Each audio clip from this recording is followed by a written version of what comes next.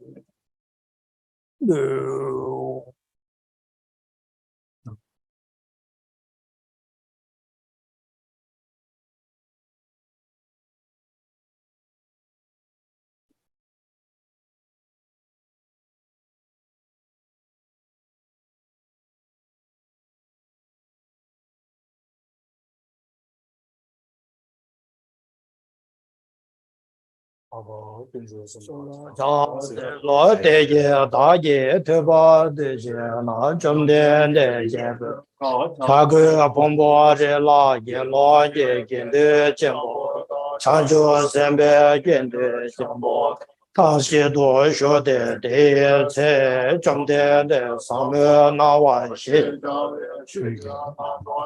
Tenye zela nyo mara yozo ya de ce changju semo semo Paba jere ze wangju shera ye paru do Same je ba nye la namara da ye fungbo ngabo de da Rangxin ye dongba namara da wo tene sanje ye tu ce da demo shari Chanju Semba Semba Tembo Baba Chere Se Wangju La Rege Po Re La La Shera Ye Baru Do Same Jeba Jeba Deba Te Chida La Ba Cha Tege Je Me Ba Da Chanju Semba Semba Jembo Papa Chere Wangju Je Seda Temba Share Da Te Bola Tege Je Shari po rege po ma rege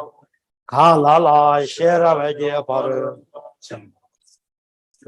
yewa deba te dedara namara chawa jadi kombo ngabo deda yaran shen ye tomba ya naba ye so tau su tomba wo tomba ye su le tomba ye su ma ye no tomba ye le yang su she ma ye no te she so wa dang de ye dang de namara ye ba na tomba wo che ya bo Tomba ye de ze ye me ba ma ye ba ma ga ba che ba me ba che ma da che wa me ba ga wa me ba 为那东巴尼拉苏梅初瓦梅对西梅对西梅那巴拉西巴梅梅那瓦梅他梅吉梅绿梅一梅苏天梅若梅的家梅去梅多梅耶刚梅巴尼一耶刚一耶那巴拉西梅看耶巴多玛利巴梅玛利巴塞巴梅巴尼嘎吉梅嘎吉塞梅巴多。天仙多东来瓦达昆州瓦达国华达瓦美西这里巴的讲究什么呢？多巴美西拉耶巴罗多什么了？的什么什么？大巴美个现在罗勒西多的。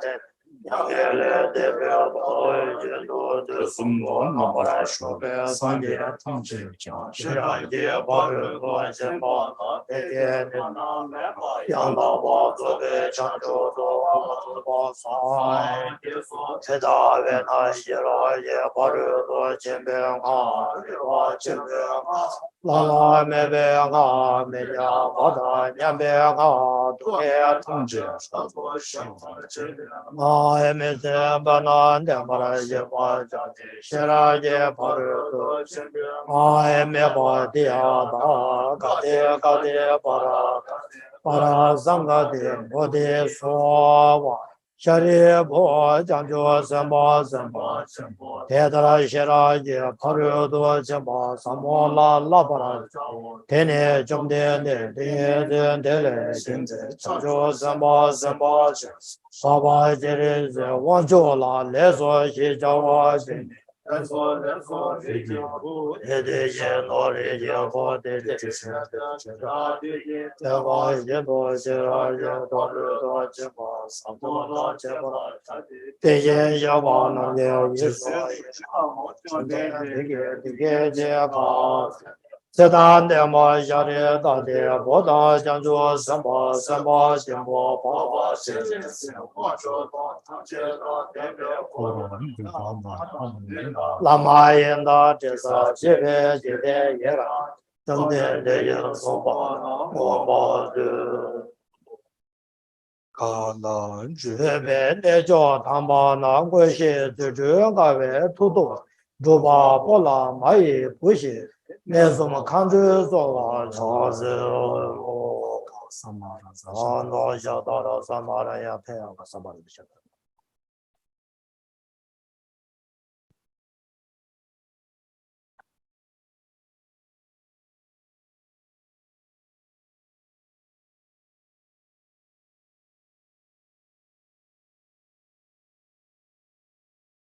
看到了什么啥呀？对呀，他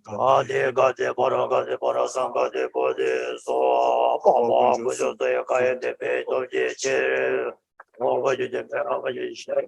差不多一晚就也大概发现没对，所以就包了就现在我是要说。节日动作也是小到那这个也到这个到这个这个说而且这叫这说。有点规矩，些种这世界的巴拉的早，的巴的呢，别巴的巴也会巴这个的巴前的，年纪也别的上，天多也巴拉的也就的，这我多年过那个多年没巴一点巴拉也今天。我有我这就有我这边小花真好，这就做了大什么，看他人的吉祥照，也不真不念的。他也照我那结果我那结果大做不来的话，大多不大的不来心的。这边没有多年规矩，也点没落这个本多，你们好的呢，大边的我，你们强迫接我来请的，那么怎么这样怎么？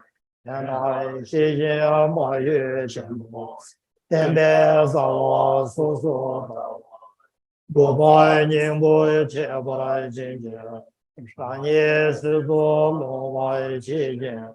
马吉人多瓦国家电脑，当年多瓦这个国家，强调生活中华的经典，现在这样随着面那说，恐怕没那爱讲究爱没多，人话多年也是多么，人话照标罗华的经典，罗培有来新华世界。最近这把也现在老公送多这个，要东就来就来今天，托莫浪家的多就嘛，本节就要多些，也把节约中国大马，也来牛多就把今天，在这我中。当时我有送了，爱你就说大人的说我来亲切，给你决定宁波的你，原来这些都这些那就爱没，我想天啊啦，我那想。说野外亲近老祖，要更多养大喇嘛的这面，这龙姐姐萨达浪姐，老祖多谢讲解过，有哦哦哦哦。我所写的哦，一些哎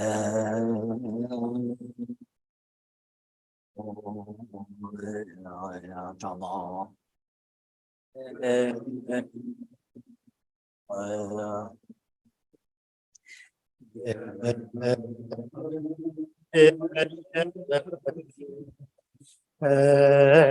呀，你。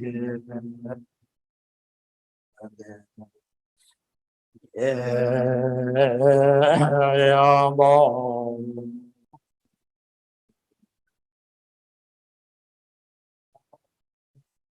好也些，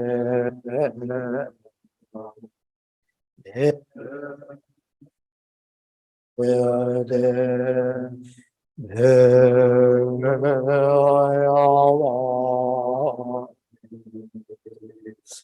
多。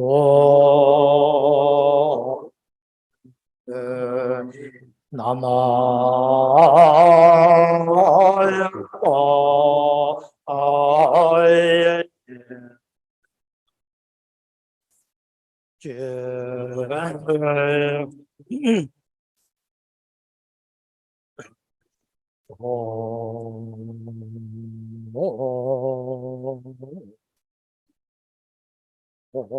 哎，姐子哎呀，来呀，来呀，来，姐呀，那么哎，姐呀，个卡呀，来姐。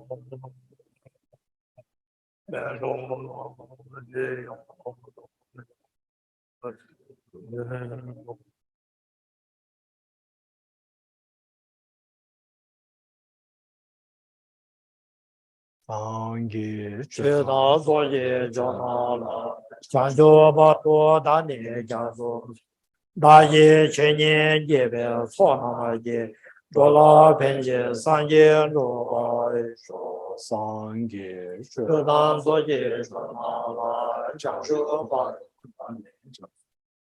Dhargye jinso jebe dola penje sanje roba sanje chetan soje sonama changshu ba do dhargye Dhargye chenye jebe sonama je dola sanje roba sho Mazimje namje götün dağda nana bayan da bazı ve sanki yok ama şunlar için ne canlı varsa Ece do tambe çö namara daba sen nambe günün çanşu ge sen jumbu çe zembara jenne zembara jo ang zembara çabe çünni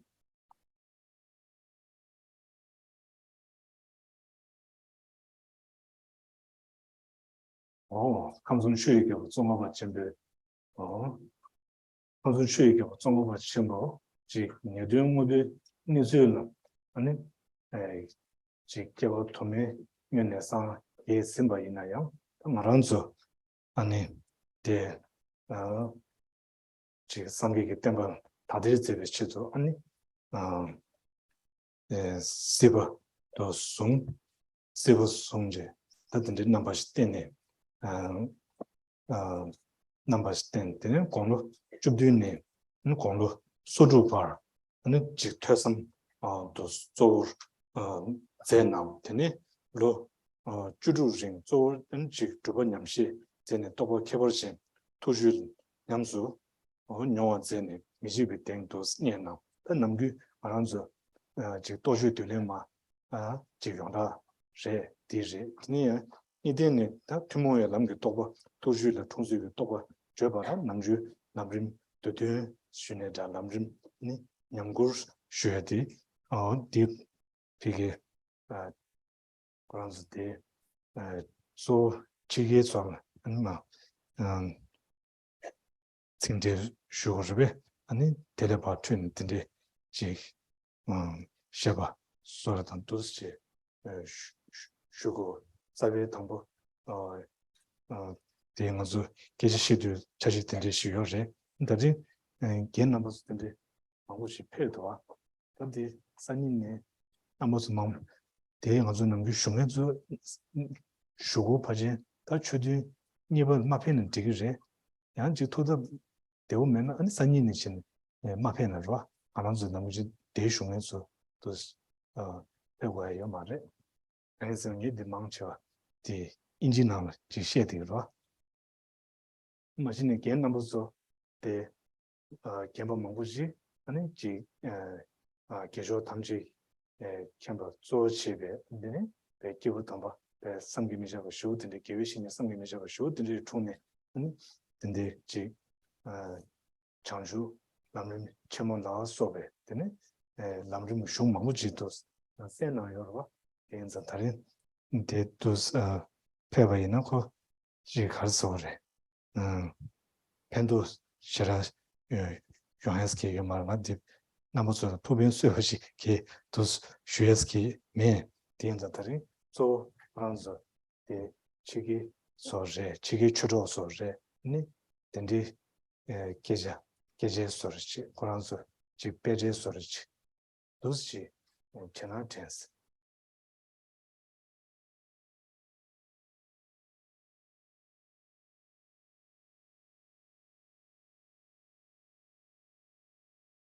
So, first of all, I would like to welcome you, everyone, here here to Condensed Shartse Thubten Dhargye Ling. It is wonderful to see you all, and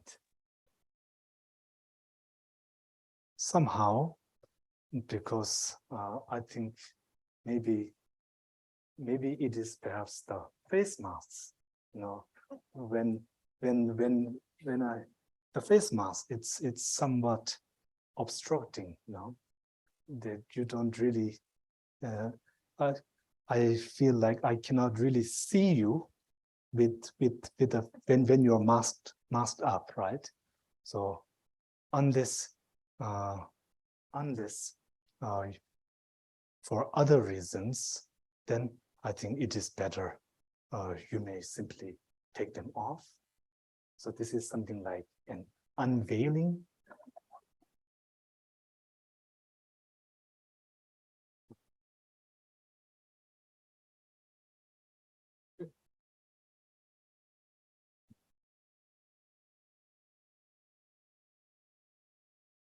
Now I see you. Yes. Yes. It's so good to see you all. Thank you very much for despite your busy schedule, despite any other circumstances, for making the time to be here today and for the next few days. First of all, I would like to thank you all, including, of course, our esteemed members of the Sangha here. It's so good to see you. So good to have Bhikshuni Thubten children. Thank you. Thank you.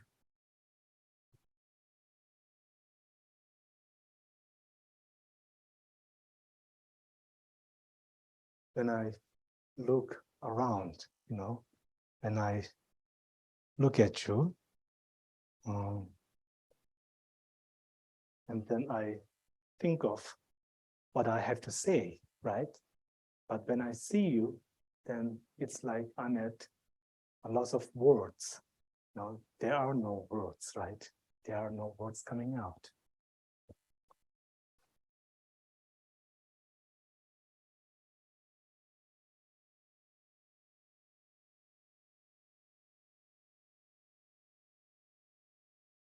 Many of you, if not all, you have received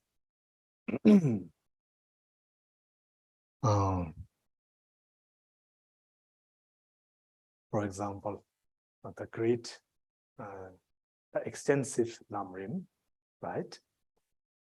Of course, I think from His Holiness, the series of Lamrim teachings, I think something like 18 commentaries, right? 18 commentaries from 2012 to 2016. Those 4 years, I think many, if not all of you, have had the great fortune of receiving those precious teachings from His Holiness. And then many of you have met the Dharma since a long time back, since a long time back. And today, with your presence here, I think it is something like a blessing, By your presence here, I feel in a way blessed by your presence.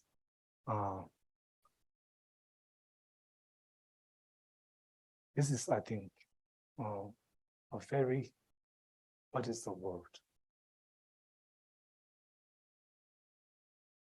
In the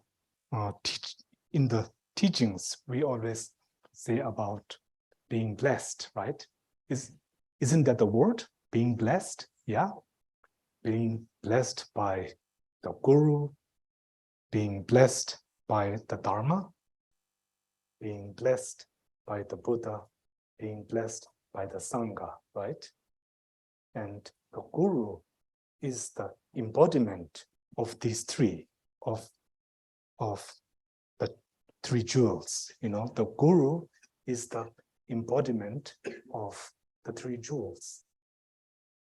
Without the Guru, then we are born in a time where Buddha Shakyamuni, the historical person, is not here in that form, right? So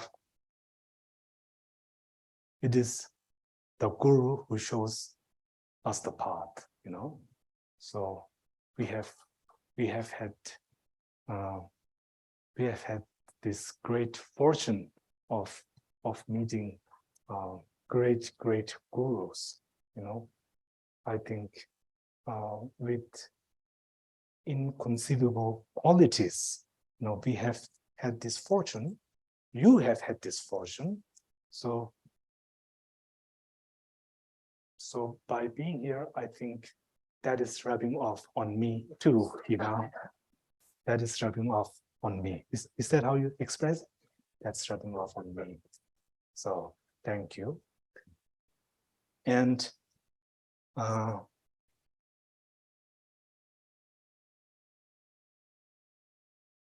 because you have met such great gurus, and in a very special time, you know, in a very special time, in a very special place, surrounded by special companions, in the presence of the most wonderful teacher, the Guru, the embodiment of the Buddha, of Buddha's qualities, you have had, not simply had those opportunities to be simply being in the presence of the Guru, but have had also something like, have had the opportunity to establish a relationship, you know, like a person-to-person relationship with the Guru, right? And this is really a rare opportunity. This is, I think, it's something like a privilege, you know, it's really a privilege to have had that opportunity. And then all the teachings you have received, you know, all the teachings you have received. The oral transmissions, the commentaries, the special instructions, the empowerments, etc. So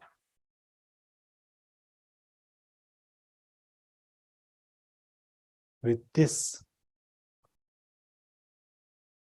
being blessed by the Buddha through the Guru,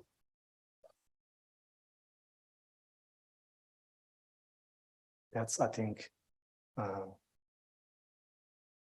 why we are where we are today, no? That is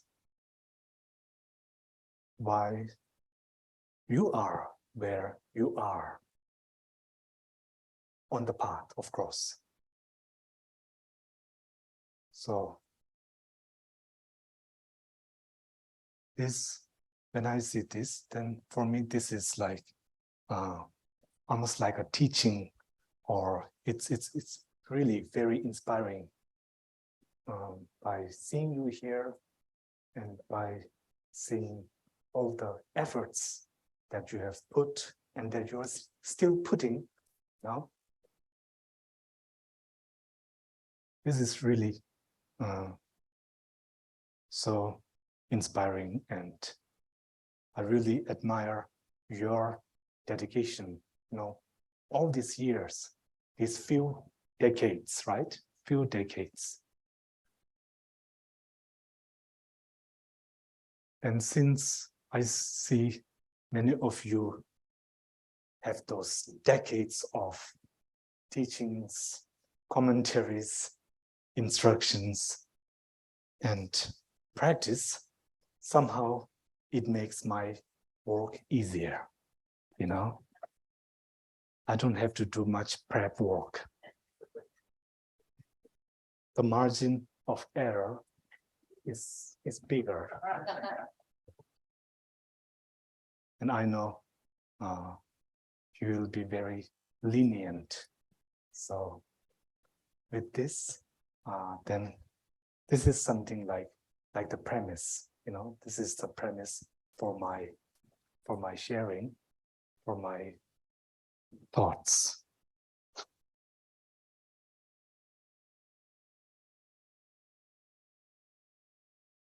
I think for someone that's on my level, more on my level, newer to the Dharma, then I think I can speak in a more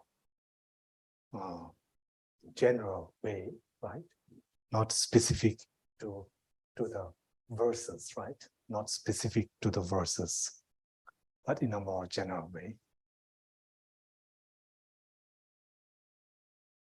So something like to talk about the Dharma, right?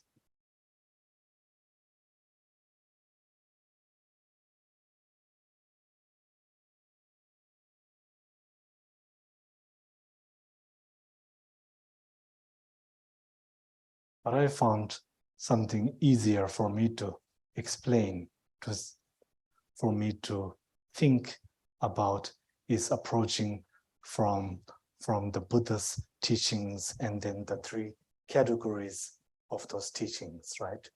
The three Pitakas. Three Pitaka, right? Tenusum nos. Tripitaka. So as we always say, the great teacher, the Buddha's teachings, the heap of Dharma, 84,000 heap of Dharma, they can be condensed into these three, right? The three Pitaka, the three baskets, something like that, the three collections of teachings. The Vinaya Pitaka, Sutra Pitaka, and Abhidharma Pitaka. And these three, they deal with the three labosum,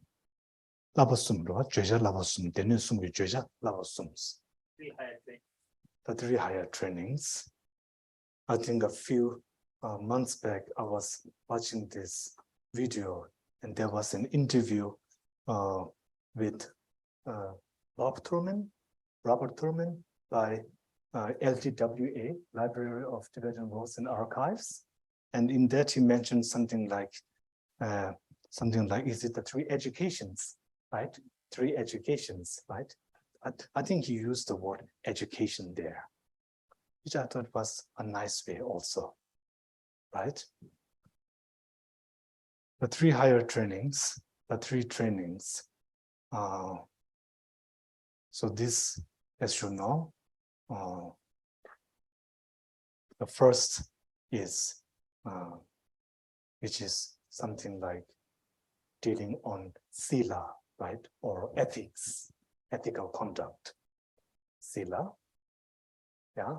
And then the second is, I think shamatha, right? Shamatha. And then the third is vipassana, or I think insight, special insight, right? Wisdom, something like that. So these three collections, they deal with these three trainings, these three practice, right? These three practice.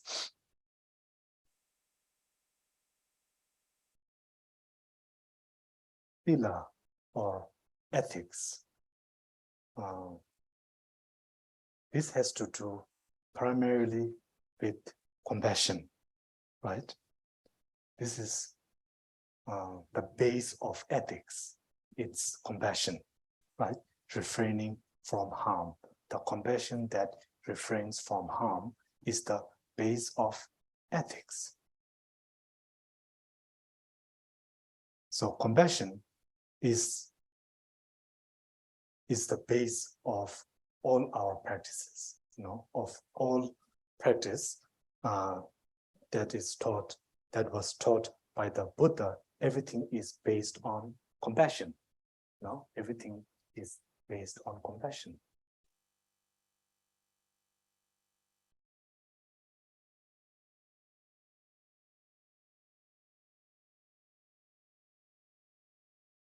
Of course,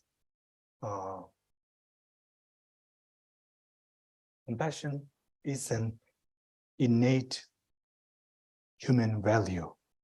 None of us, we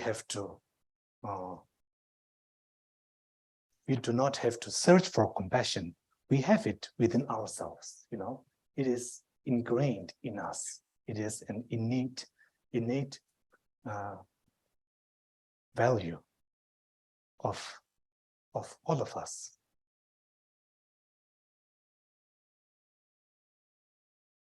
His Holiness, in his three commitments, or the three principal commitments, or four principal commitments. The first is as a human being, then His Holiness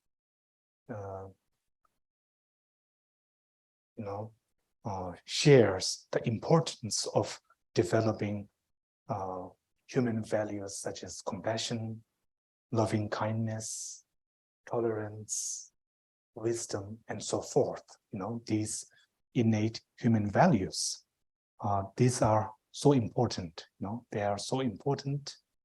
And I think there's even a quote attributed to His Holiness, where the quote goes something like, to paraphrase, something like, compassion is like water, religion is like tea, or something like that, right? Something along that line, right?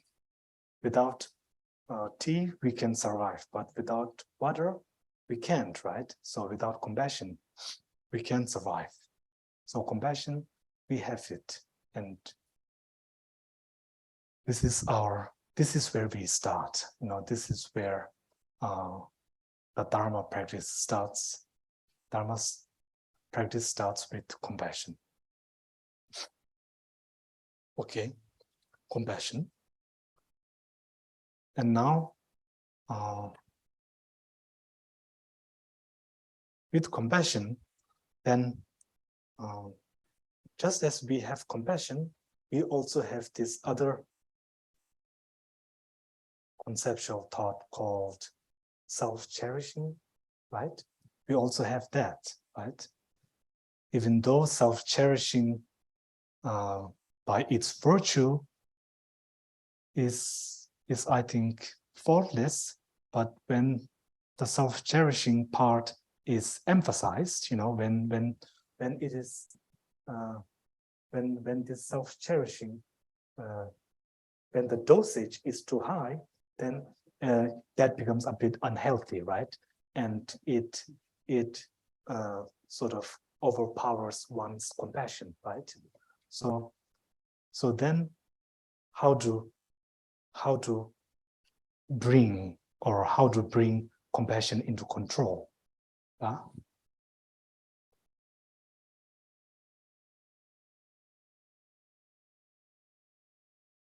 What obstructs compassion is, in a way, something like our attachment. When this attachment is too strong, then we overlook compassion, right? We go beyond. We do not what is the word? We sort of like ignore compassion, right? We don't give it much importance. Instead, our attachment, we put so much importance to that. So then, how to overcome attachment? So then we are going to shamatha, the second set of practice. So it is by decreasing attachment, it is by decreasing attachment. And shamatha practice is really about that. It is about overcoming attachment, at least the gross ones, the gross coarse attachments, yeah.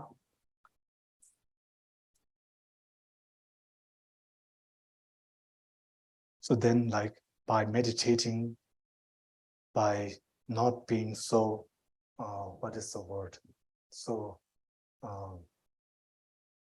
infatuated by the external world, but more like by simply absorbing, or by simply remaining and not looking so much outside, but simply being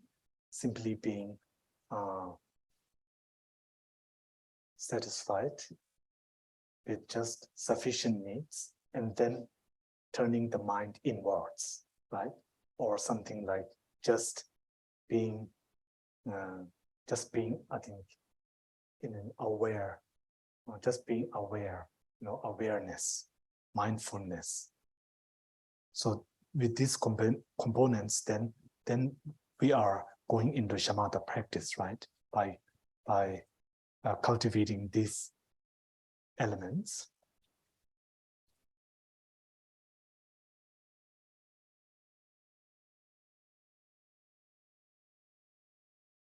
And even by overcoming attachment, still,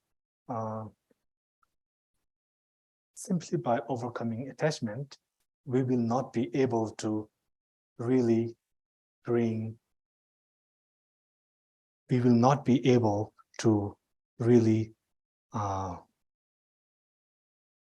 compassion to its full potential, right? So then for that, we need what we call vipassana insight, special insight. Why do we need that? Because we have to combine compassion with wisdom. Compassion without wisdom, then no matter how strong, no matter how good this compassion is, there will be problems. There will be problems down the road, right? There will be problems there. There will be some blockages, right? So then we have to, one has to then combine compassion with wisdom, with wisdom.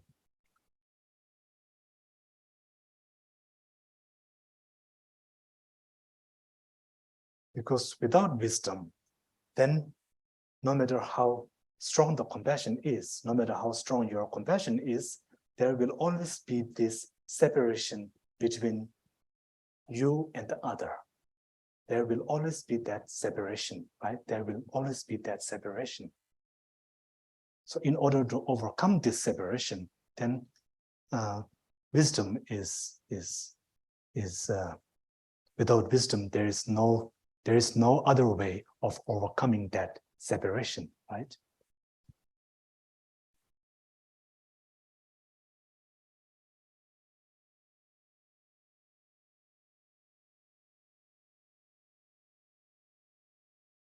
This separation is only when one is able, of course, overcoming this separation, it has to do with with realizing emptiness, of course, right?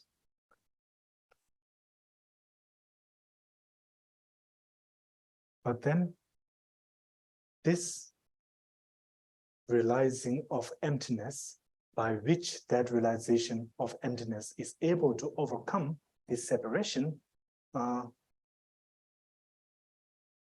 simply by having wisdom is not enough. No, one needs to combine wisdom with compassion, right? To bring compassion and wisdom together. This is very important. Yeah. So compassion lacking wisdom, or wisdom lacking compassion, does not complete the picture, right? There is still something missing. So this is, I think, really like the goal, you know, or one of the goals of our practice is combining, is to bringing compassion and emptiness together. Yeah. So this is really the point. This is really the point of our practice. Bringing compassion and emptiness together. Bringing compassion to emptiness and bringing emptiness to compassion, right?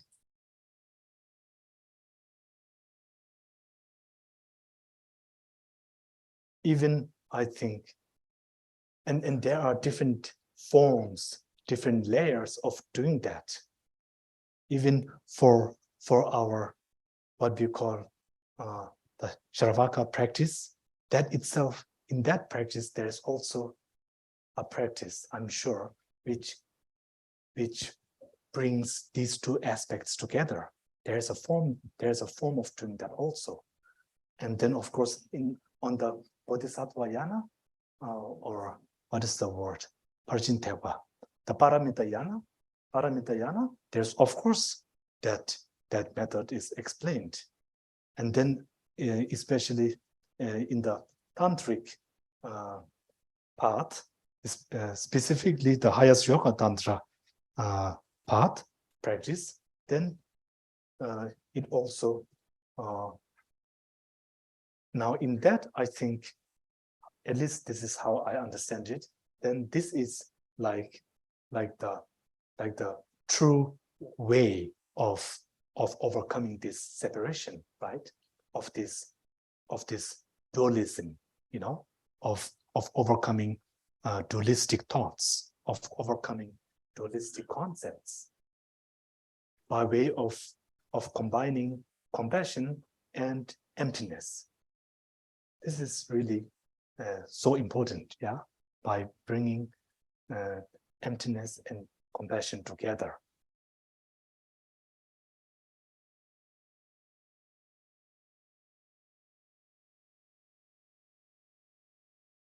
All of this sadhana practice, this is really, I think, what it comes down to, right? And also all the, what we call this Zong Rim, the completion stage, or completing stage. That is, I think, the point, yeah, right? That is the point of overcoming this separation, of overcoming this dualism.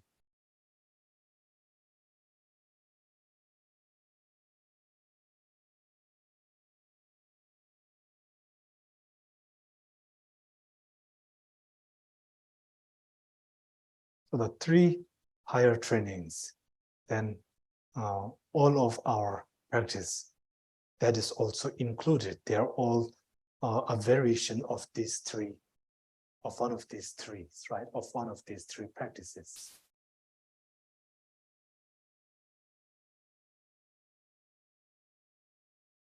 All of our practice are correlated with one of these three practices.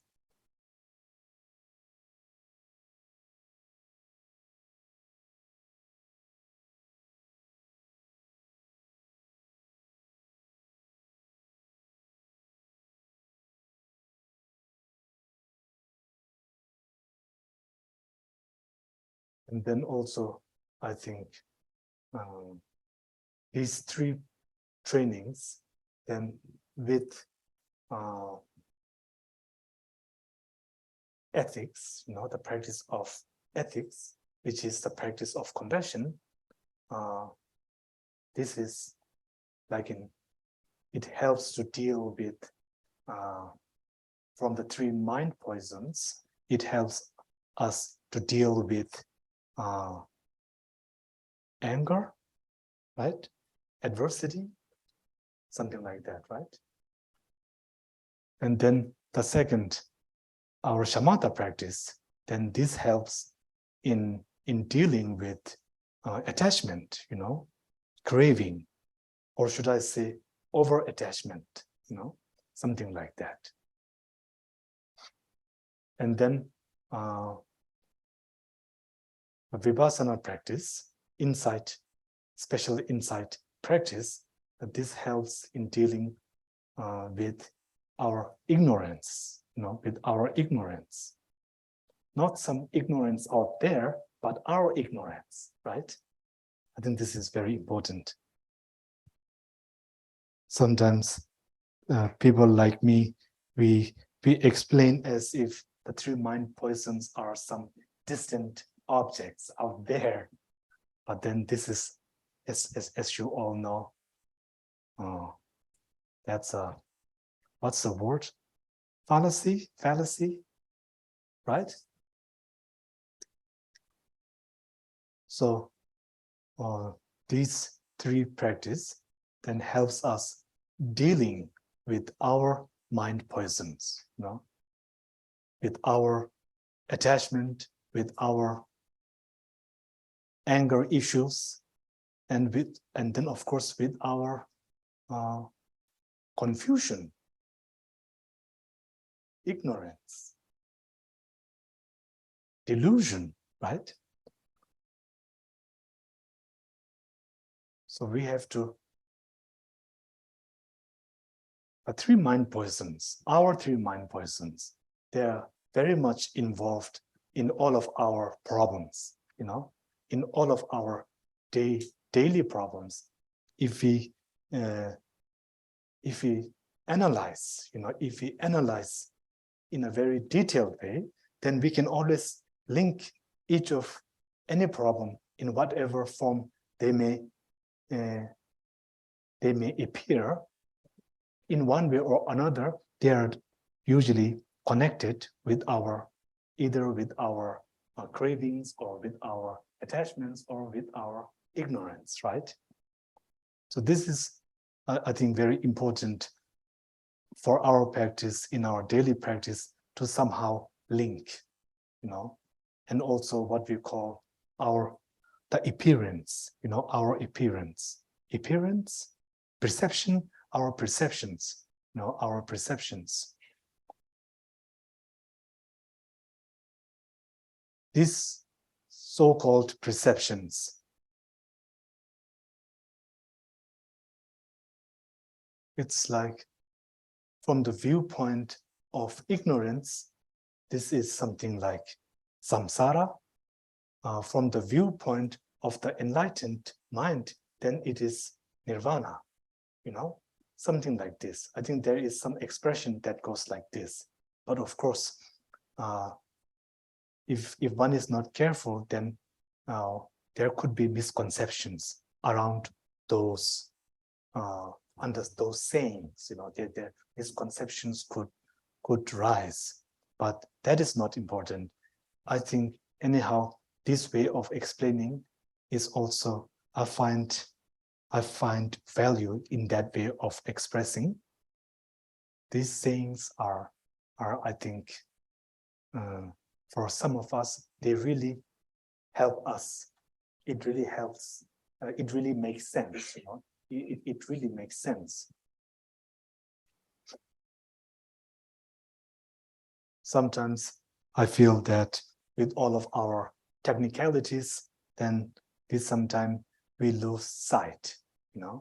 We just lose sight in all those words and in all those definitions and technical things. So sometimes we just have to use are very, this kind of verses, which I feel it's very pointed. You know, it really goes to the point. It really goes to the point, right? It hits the point, and then we simply, if you find it beneficial, then we have to use that. You know, we have to use that, and we have to we have to use that to direct ourselves, right? To direct ourselves to the Dharma.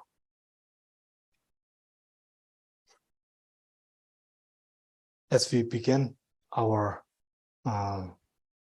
session with reciting the refuge and bodhicitta, Sangye Chozoma, then this verse, it's always, I think His Holiness always advises us to think of this verse, you know, to think of this verse, the refuge and bodhicitta.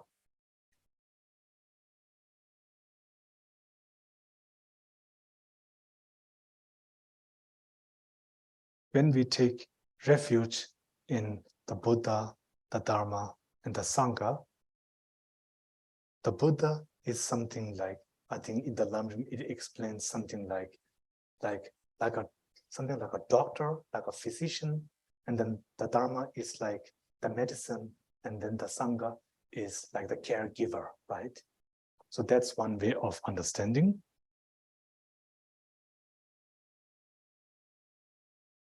And then I think in the Lamrim it also mentions that when we take refuge, although we are taking refuge in the three jewels, the actual object of refuge is the Dharma, right? That Dharma is the actual object of our refuge. I think this is I think a very important point. This is a very important point that sometimes somehow we might overlook, you know, we might overlook, right? So the Dharma is the actual object of refuge. The Buddha, the great teacher, is the one who shows us the object of refuge. And then the Sangha is something like our support, you know, our support, you know.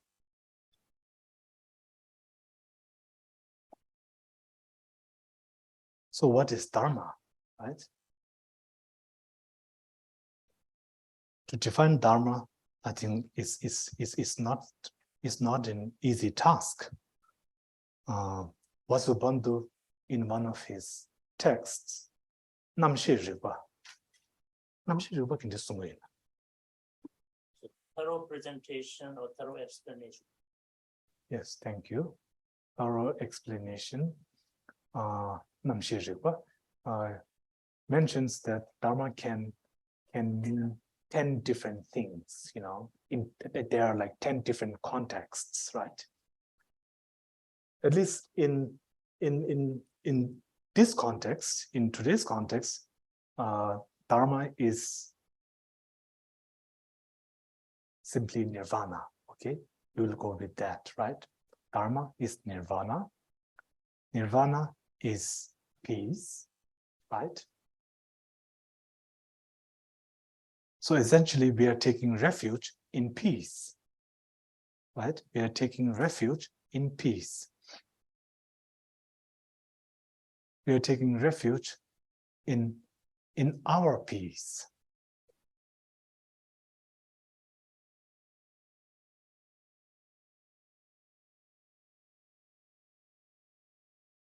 The state in which there is no more suffering, the state in which there is no more suffering because there is no more confusion, right?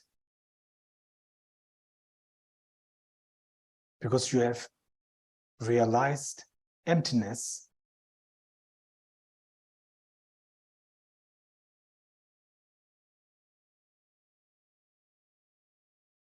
non-dualistically, right? Non-dual. So this is, I think, one point.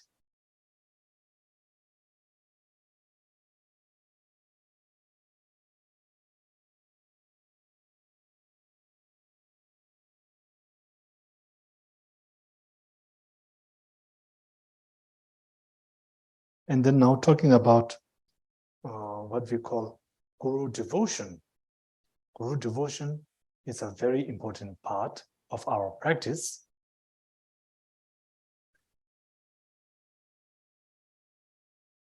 There are different ways of presenting the paths, right?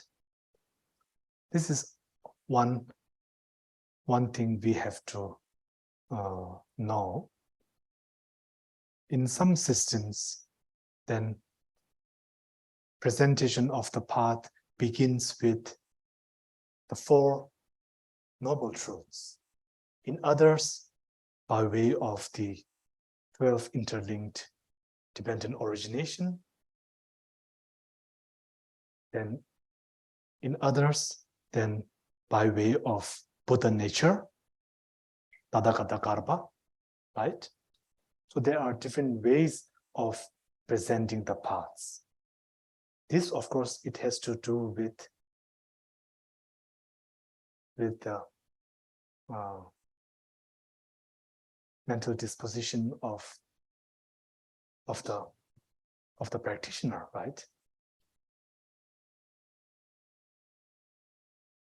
Here, Geden Rinpoche, in Geden Rinpoche's Lamrim, there's a chapter on Guru devotion, and then the actual chapter of mind training.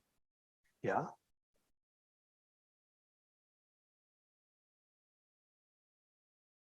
This seems to be for someone who has already gained like a foothold, that they have already developed something like that they have already acclimatized, something like that, right? That they are well versed, that there's already like a good foundation, well versed in the paths, in the practices. So for such a person, then before actually practicing those paths and cultivating those points, then first thing is to remember the kindness of the Guru, right? So in such context, then this is a wonderful way of starting the day, by first thinking about the kindness of the Guru, who has shown you the path, who has inspired you thus far, right? So this is really a wonderful way for a seasoned practitioner. Seasoned, is that the word?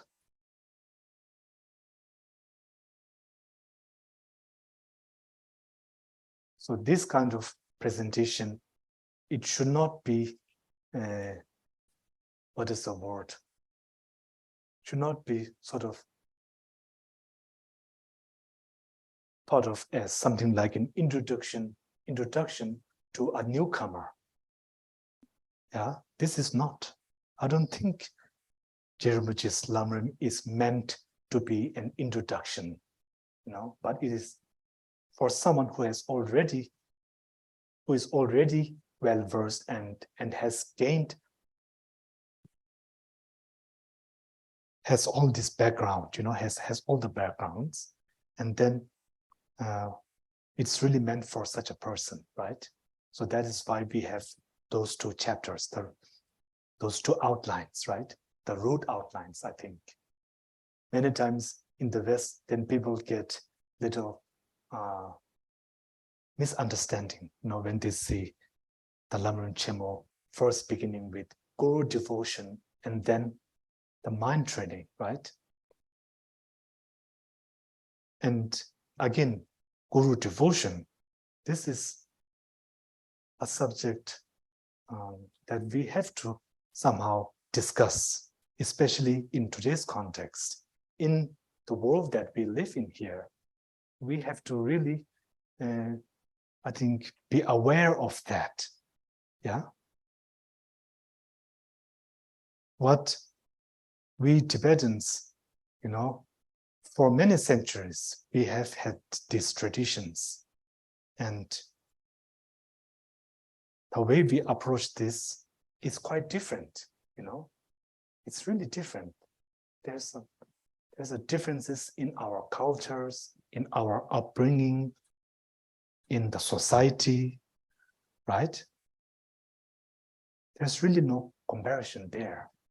And then to bring what was meant for that particular context, if we suddenly bring that here, right?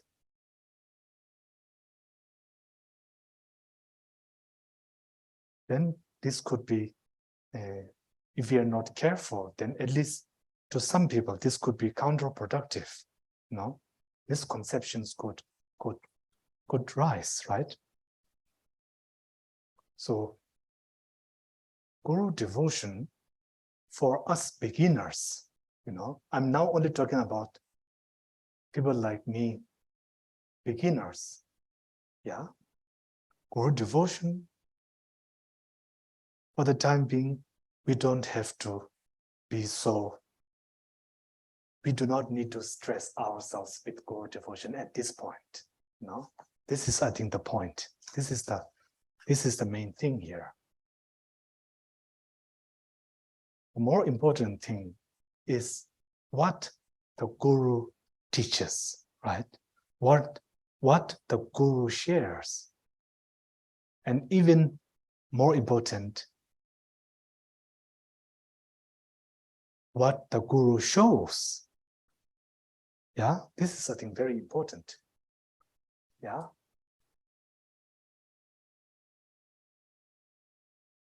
How you see this so-called Guru, how you see this person.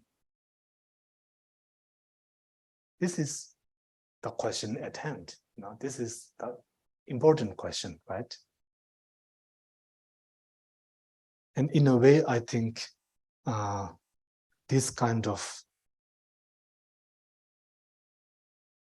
the things that could arise out of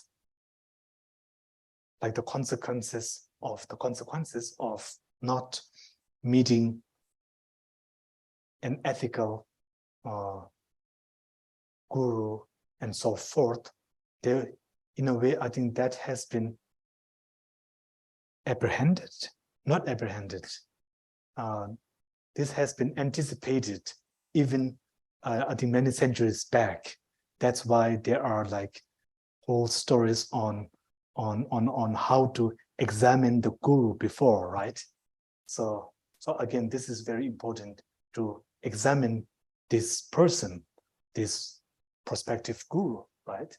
His Holiness, I think, really emphasizes this point. And this is really important.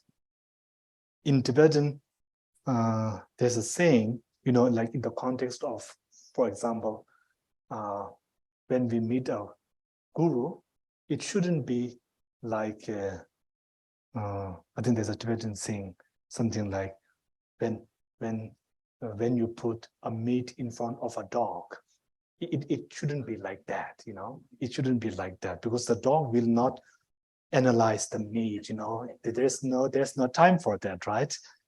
Yes. So it shouldn't be like that. But of course, in many cases, and specifically in I think lots of your cases, I don't think you spent many hours, many years or many months or even many hours analyzing your guru, right? But somehow, due to karma, you met the guru, right? So, of course, even sometimes by not analyzing the prospective guru, again, if you have the karma, you meet the right guru, right? And that's good. But just to play it safe, like as a general guideline, then it is a good thing to examine the prospective guru. This is, I think, very important. Otherwise, these days, we hear many like scandals, right, related to gurus, lamas like this. I think a few weeks, I think many of you have seen that video, right? What was it by DW? Something like that, yeah, DW. I think they did a documentary, and I was quite disappointed when I saw this documentary, and of course, to those of you who have seen this, then how they what is the word? Like the implication, even though it was not explicit, but there was some implications.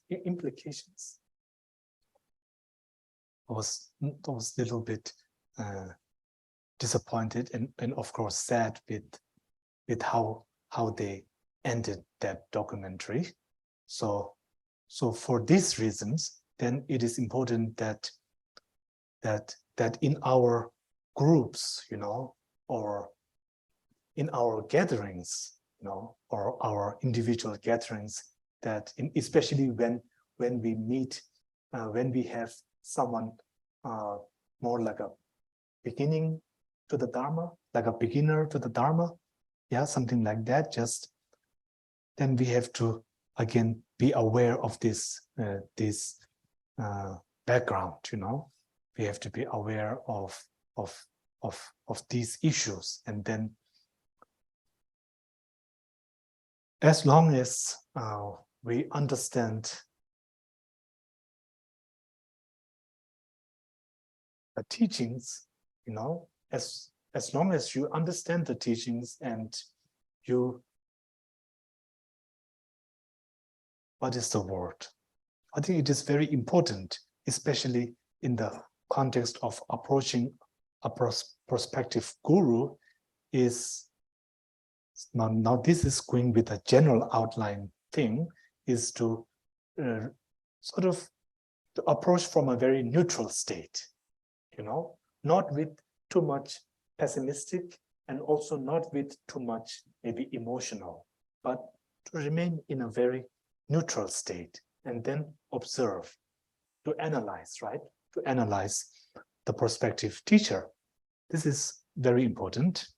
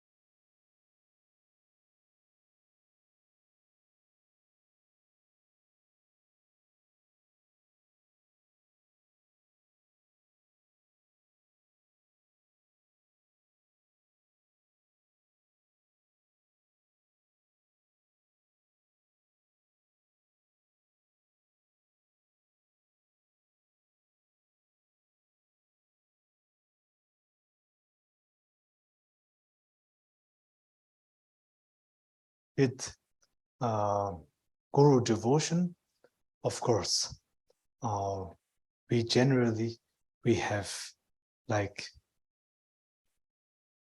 making prostrations, folded hands, and there are all these gestures, to pay respect, yeah.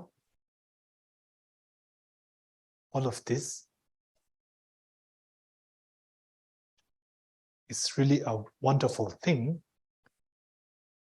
But again, it is important that we don't do them simply because someone else is doing it.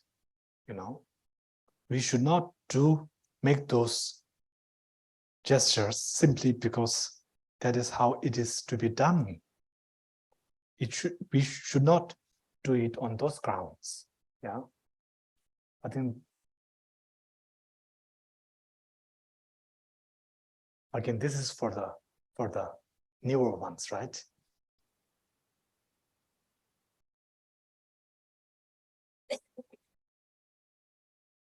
I heard something like, I think Geden Rinpoche would ask people not to get up or make prostrations like this, So this is really, I think, it's a very good way. It's a very good way. And then after many years of receiving teachings, then these people, then they voluntarily started to make those gestures, making prostrations and so forth. Yeah. So I think in that, I think there's much that we can learn from that, right? So it has to come from, the point is that it has to come from one's within, that it has to come from a place of joyfulness, right? With joy from your own volition. Yeah. It shouldn't be because this is the way or protocol or guru disciple etiquette. Yeah, it shouldn't be because of those. It's not like table manners, right? Yeah. So I think this is important, that it has to come, that it needs to, with joy, of course, right? With joy. And this can only, I think,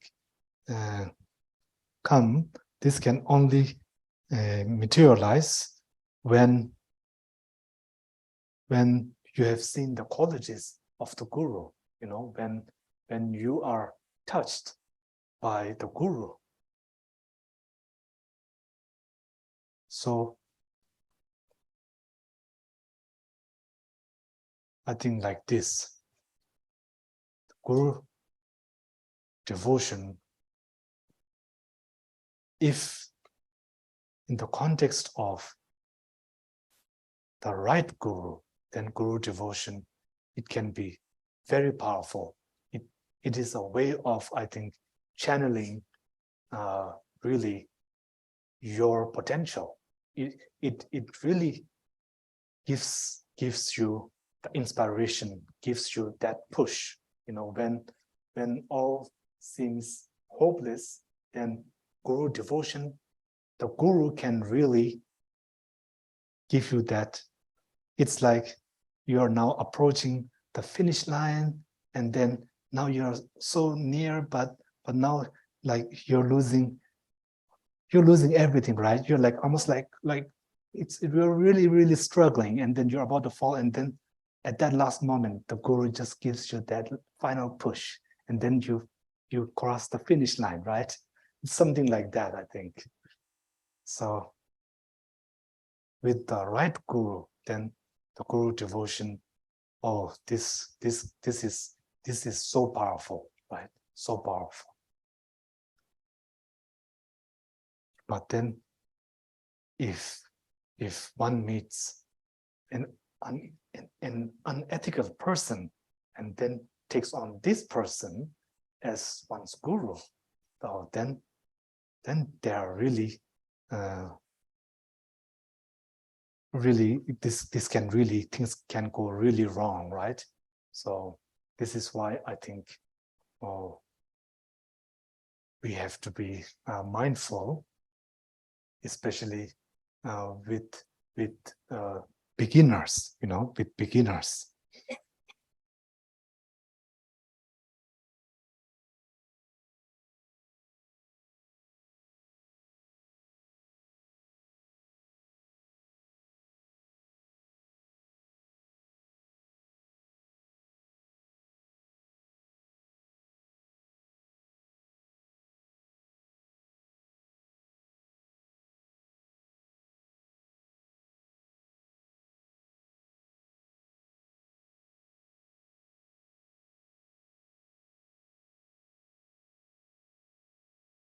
maybe if you have questions,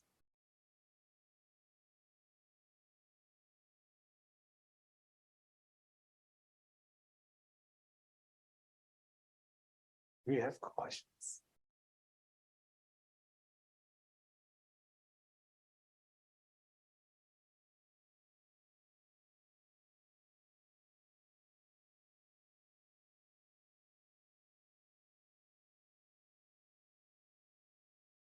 Do we have a mic for the, yes, thank you. Thank you, Rinpoche. It's so nice to see you again after so many years. So thank you so much for coming. I would like to ask, what would be the best way to observe the Guru? You know, you check and you analyze the Guru, but what are you checking and analyzing for?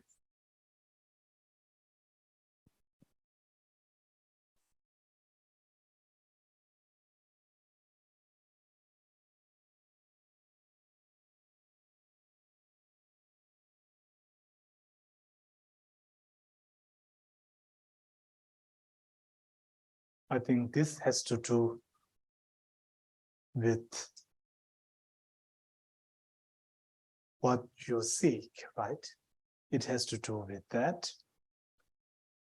Whatever is it that you are seeking, if you feel that this person can not only give you information about that, but can really inspire you, and that this person himself or herself embodies those qualities, the paths that lead to whatever it is that you are seeking, I think those qualities, of course, you're right. We cannot know everything in great detail at this point. So I think first thing, something very basic is, I think, ethics, I think, is very important. You know, it doesn't matter how much the prospective person, prospective guru knows theory and so forth, as long as the person is not ethical, then of course such a person is not suitable to be put so much of your trust to, right?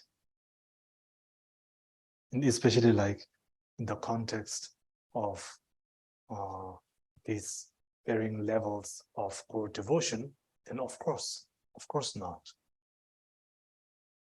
So I think ethics is very important.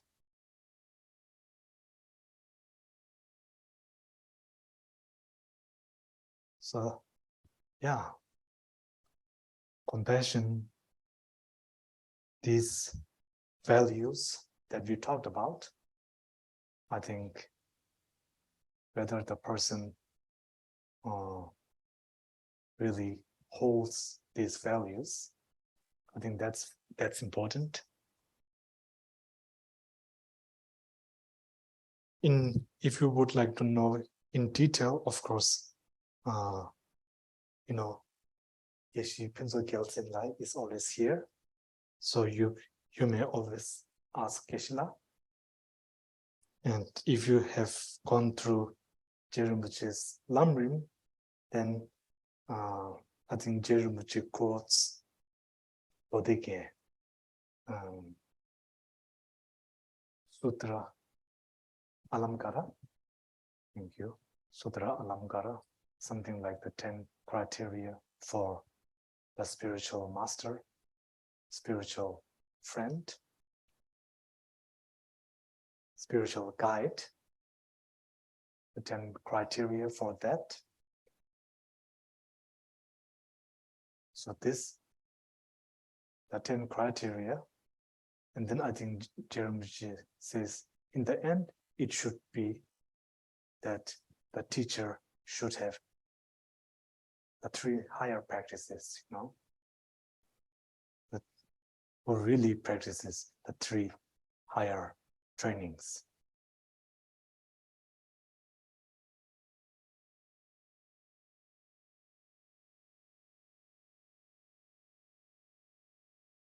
I think something like that, yes. Yes.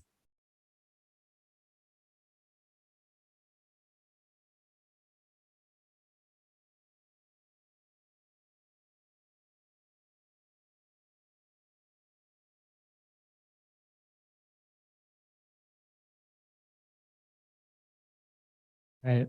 Thank you. You were talking about how dualism kind of separates us from others and kind of inhibits us from experiencing our full compassion for others. Could you expound on how emptiness eradicates dualism and allows us to really complete the full attainment of compassion? How we overcome dualism?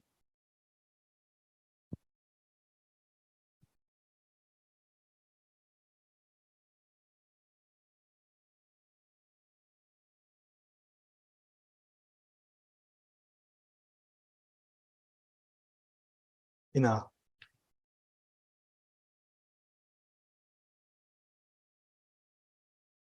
Paramitayana context,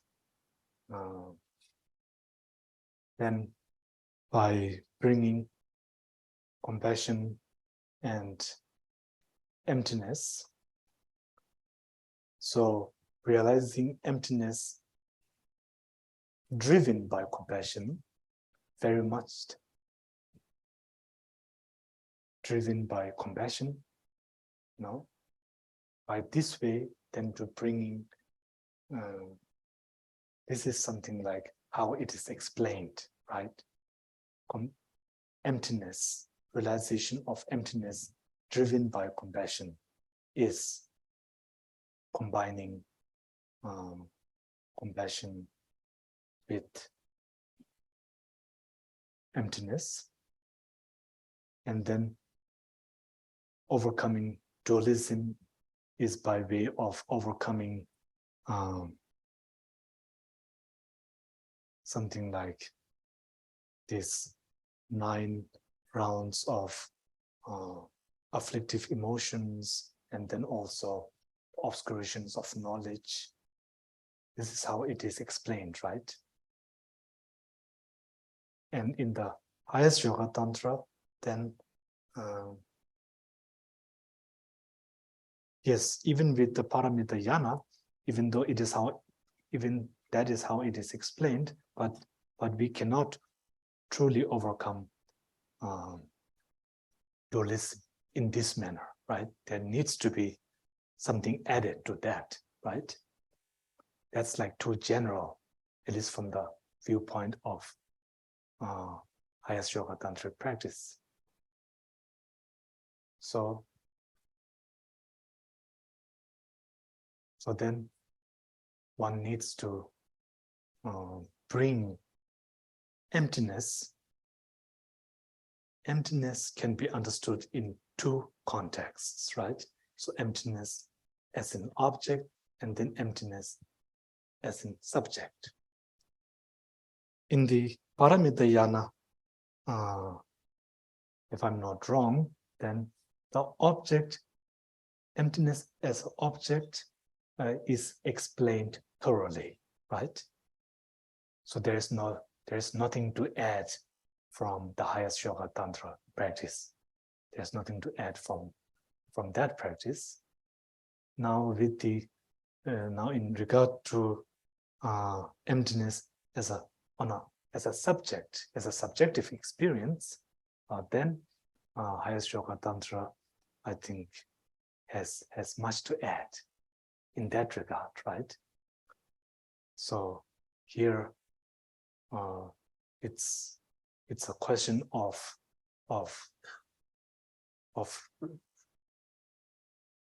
what mind are we using to realize emptiness, right? And so we differentiate. There are different levels of mental consciousness, and in the Paramitayana, and also the other yanas below that, then we are only using something like a part of our mind for realizing that. Whereas with the highest yoga tantra, then we are using something like all of our mind, like mind in its most basic form, right? Whereas in the Paramita we are only using something like a fragment of our mind is only being used to realize emptiness. And then with highest yoga tantra practice, then we are using our real mind, by that I mean the innate mind, right? Our most basic mind, right? The most basic mind. We are then using that to realize emptiness. And this is like the same as saying bringing compassion together with emptiness, because in order to use our mind that in its most basic form to realize emptiness without practicing compassion, there is no method. No, there is no method, right? There is no method. Oh, then I think I might have to add this point that again, in highest yoga tantra practice, then compassion, now compassion is not only compassion as we would typically define, but now it's also we're bringing what we call the deity yoga. That's also compassion, I think, right? So it's bringing those two together. By bringing these two together, then we are able to use our innate mind, our subtlest mind, our subtlest mind to see emptiness. And I think usually in one system of way of thinking, then it's something like whenever our most subtlest mind manifests, in every manifestation, whenever that manifests, we always know emptiness, right? But we only know it for just like a few instants, and then we go back to the coarse minds, right? So I think that is one explanation. There's another theory. If I say this, I think they will maybe give me a long sentence, 20 years in prison for saying that. But again, this way of explanation is also very nice. That whenever the innate mind manifests, then there is no way you cannot see emptiness. You always see emptiness when the most innate mind manifests. But the problem is that, then why are we not enlightened yet? Because after like 1 millisecond, we're back to square one again, right? Yes. And anyhow, the point was that so bringing the innate mind to realize emptiness, then we are able to overcome this dualism. But simply again, I have to say that simply by the innate mind, by our innate mind realizing emptiness, that doesn't mean we are enlightened. There are just a few more steps, but this is, I think, really a formality, right? It's in such a short time that you might as well say you are enlightened, and before someone can come up to you and start a debate, you're already there. Yeah. So I think like that. Yeah.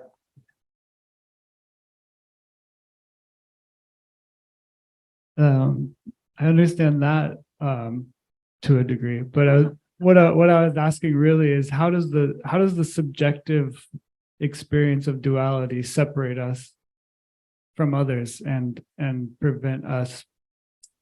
I don't know. I mean, I get it to some degree, how the afflictive emotions arise and ignorance and the whole connection. But I guess I'm asking, how could you expand on how the subjective experience of duality becomes the cause for our lack of compassion and maybe afflictive emotions towards others? Oh, yes.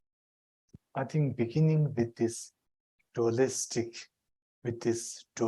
appearance, immediately we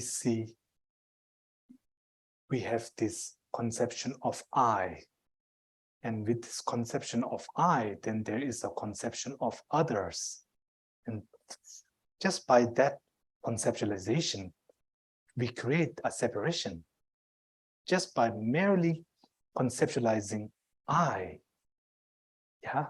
leads to the conceptualizing others. And this is I think how it begins, right? I and other. And there you go, you started this separation. Now, in the enlightened state, there is no conceptualization of me and them. Yeah. And this is, I think this is really the point, this is really the point. In some ways now I'm thinking,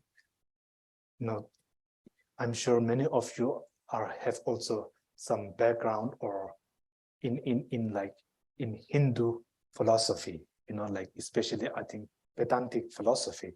Then there are some similarities there, some parallels there. So this is very interesting, But the point is, is overcoming this separation. And so your question was, how does this dualistic conceptual thought leads to distancing oneself? Is first by creating this boundary of me and others, and then when we talk in those terms, then what is I? I am the experiencer. And what are they? Those who do not experience are the others, right? What I'm experiencing, this is me.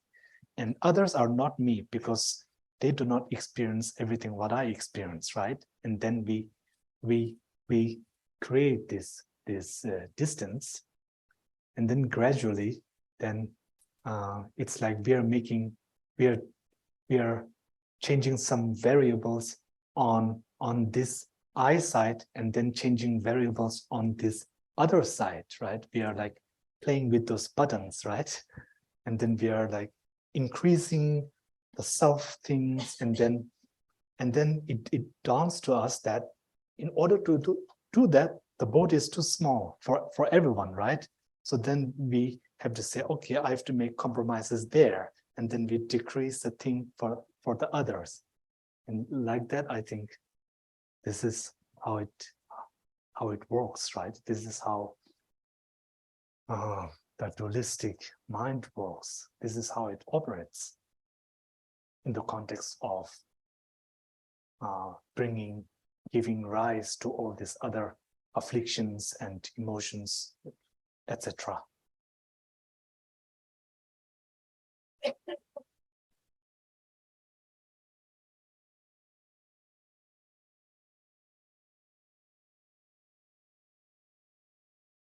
Or what word did I use before? Did I say questions? I didn't say answers, right? Yeah. So if we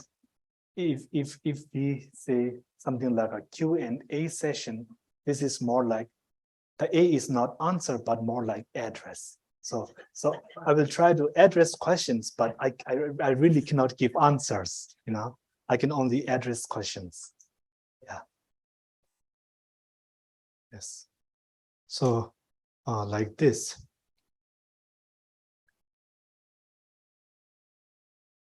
This is a very difficult subject, but then in a way it's so easy.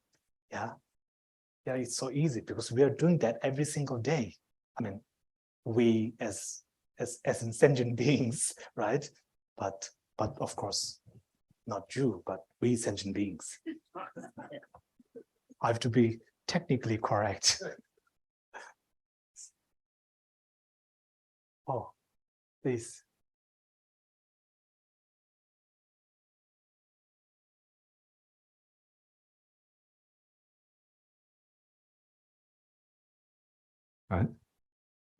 So what you've just said made me wonder, isn't it the teaching that Buddhas do not lose their individuality, but every Buddha is still an individual continuum? It's not like it's all one vast mind. There are still individual continuums.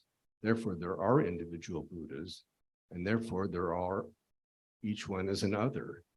So actual other is not completely obliterated, even with full enlightenment. So Yes. Yes. I think, Jim, this is coming like when I made that reference to Vedantic philosophy, right? Right? Yes. This is you're right. And then there's also this Sangye Damju Jujikpa, so that all Buddhas are of the same continuum. There's also this statement as well. I've heard a few lamas say that also, that all Buddhas are of the same continuum. Very interesting.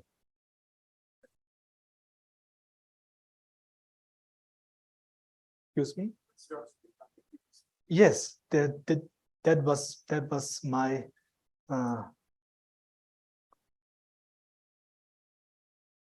there was some doubts were there.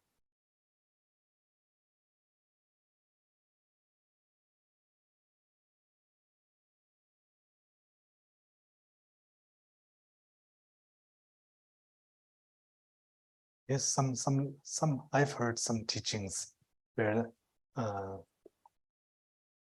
Lama says that all Buddhas are of the same continuum. Why? Because you cannot make any distinctions between their qualities, right? This is why they are of the same continuum. So this is really, I can, wear this hat where I can be like a very strong hardliner and like go with this is how it is explained, this is wrong, this is right. I can take that position, of course. That's easy, right? But then this other way of thinking, this I'm very interested, This for me is very interesting. How we even say that is Hinduism, this is Buddhism. Is this not coming from these dualistic thoughts, right? But what if it is that when we become enlightened, then there is no difference, no? I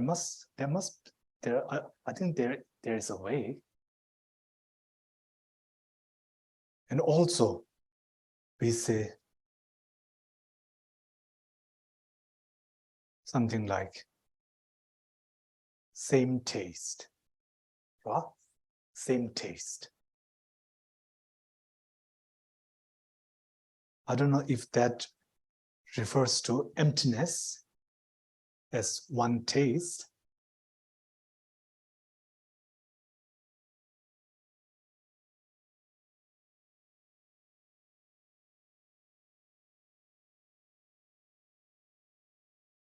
For me, this is still an ongoing process. Coming from a monastery, where we are taught in very, what is the word? Very technical. Yes and no. It's very clearly defined. And then when I go around, and then I come across these different texts, how they explain, I think in the end, it all comes to the same point, right?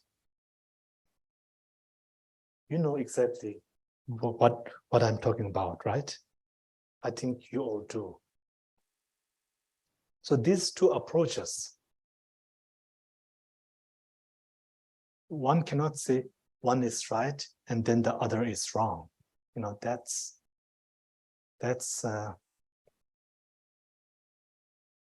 can't be, because in both systems we have great enlightened beings, right? In both this way of thinking. So then it really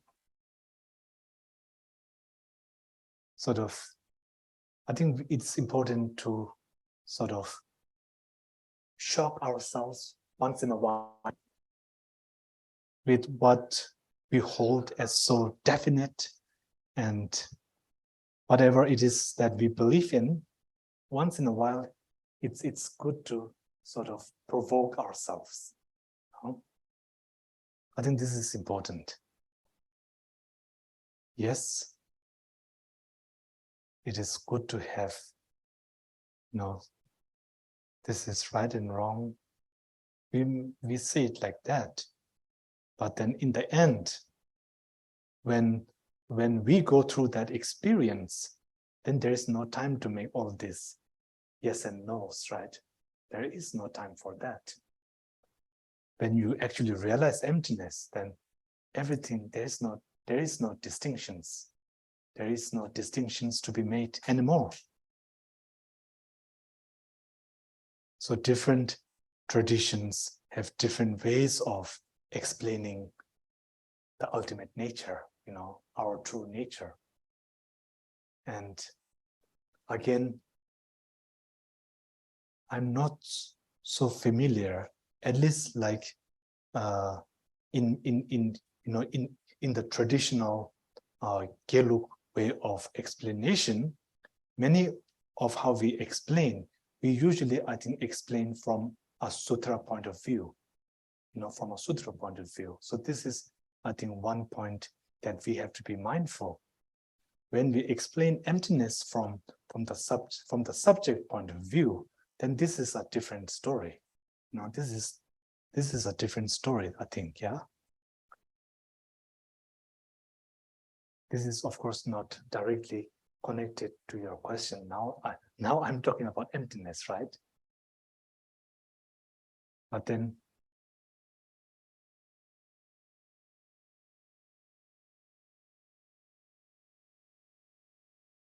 we are all one. I think this statement we have heard, right? What does this oneness mean? What is this oneness? Yeah? Does it simply mean that we are all equal in the way that we yearn for happiness and that we don't want to suffer? I think that's too simple. No, I think it's more deeper. It's deeper than that. It's deeper than that.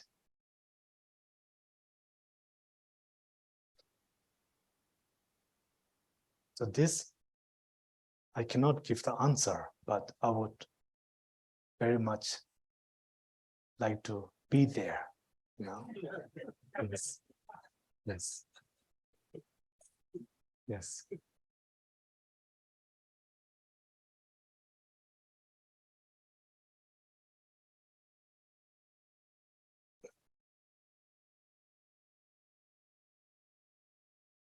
Oh, by the way, about this thought-provoking, this is really, I think, very important. Very important. Yes, it is important, also important that we surround ourselves with like-minded people. Of course, this is important, and this is something that we naturally would do. We would like to be with people who share who who we like shared interest and, things like that, right? But also it is important, equally it is important to also to talk with people who may not necessarily have the same views, right?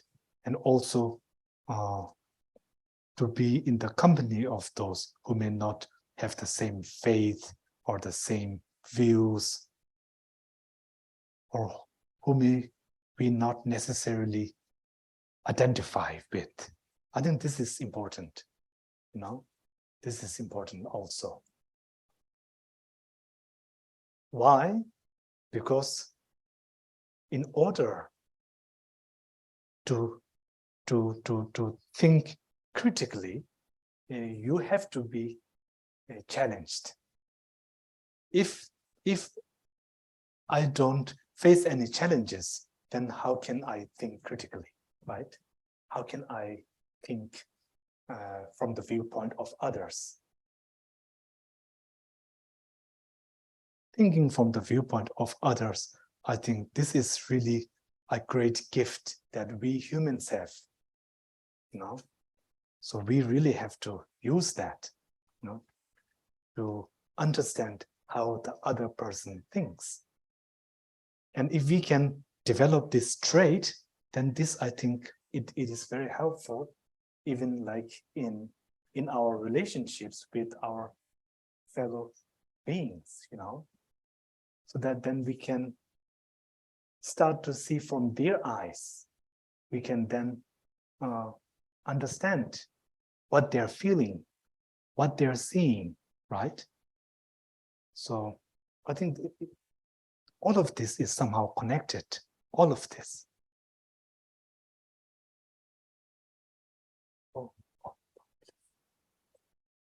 If I understood what you were saying correctly, you're saying when the innate subtle mind arises, the distinctions between I and others disappear.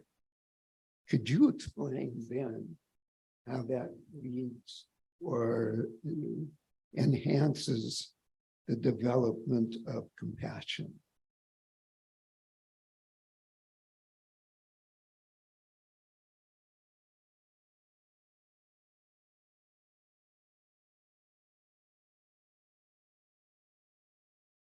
Can you please paraphrase it?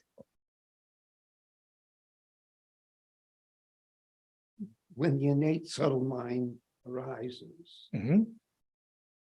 then, as I understood what you explained, there's no distinction between I and others because you see the nature of everyone, the ultimate nature, as being the same. And then I get the impression from what you're saying that increases the ability to have compassion.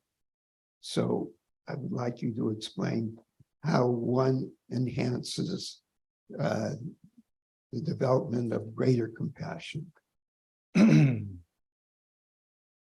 So something like my fantasy, then if I may say, is that I think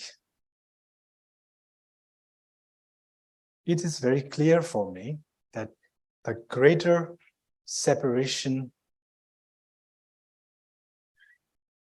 I have between myself and a particular person, the less compassion I would have for the person. And the less separation, then it's the opposite. The opposite is true, right? So when I do not separate myself from you, the compassion I have right now to all the people in this world, the greatest compassion I have for is of course me, I'm always the subject of my great compassion, right? Why? Because I don't separate myself from, I do not separate myself, right? So I think this is how it is, that if I do not separate us, then the compassion is greater.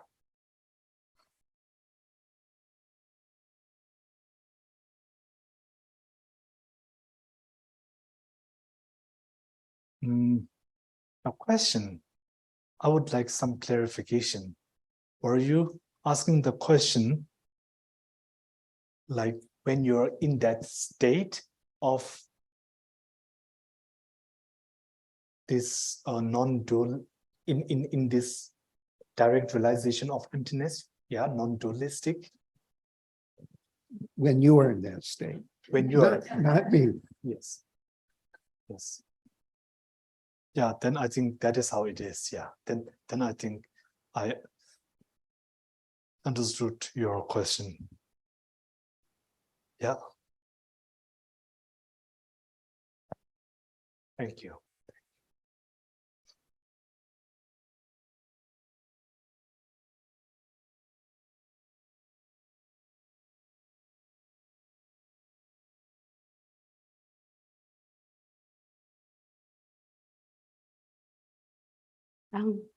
Rinpoche, I was thinking about from the perspective of the movement of the mind when it comes to compassion and self-cherishing mind.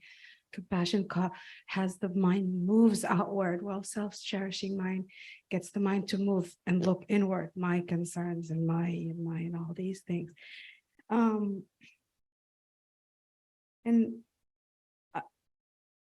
as we are practicing to enhance our compassion and get to great compassion at some point, while we're looking to expand basically the mind going outwards more and more and more and not get stopped at, so not you basically, not get stopped here or here.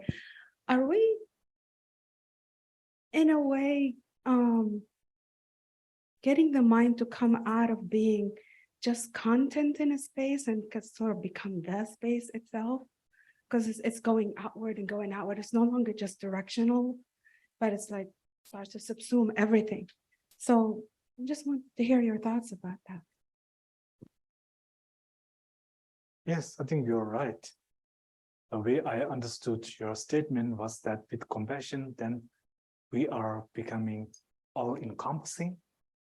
Yes, then I agree. Yes, thank you. Yes, yes.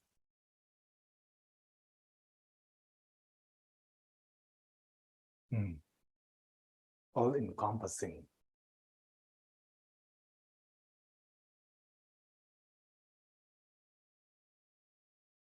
So when we talk about emptiness and compassion and bringing these two together, then it is very clear to not be very, what is the word? Judgmental, yeah? Not judgmental and not being exclusive, not excluding others in our way of expressing, in our way of finding the truth. This is, I think, really a challenge. You know, we have to know the truth, but also we cannot exclude others. Many times we think that finding the truth requires us to exclude. Yeah. So how to find the truth without excluding others? I think this is something like for our homework.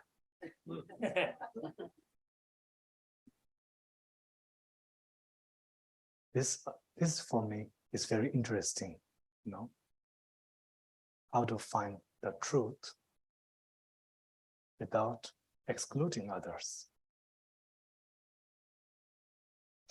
Okay, so now we will take a break.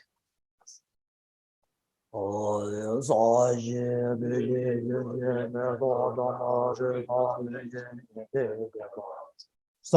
shendo me de be wa ye zhu we nam da je ba ra ye da ma gu ro na na me da ne ya da ya me